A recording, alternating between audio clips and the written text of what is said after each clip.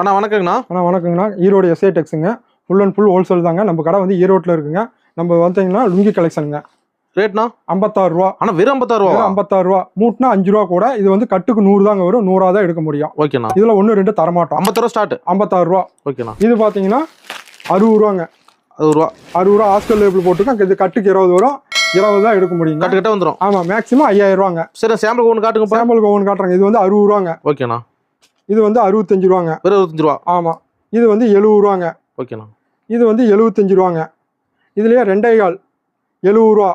இதுலேயே 2.25 வாங்கிட்டா 75 ரூபா. இது வந்து 85 ரூபாங்க. இது வந்து 95 ரூபாங்க. இது வந்து 90 ரூபா. இது வந்து 100 ரூபா. இது வந்து 85 ரூபா. இது வந்து 80 ரூபாங்க. இது வந்து 145 ரூபா.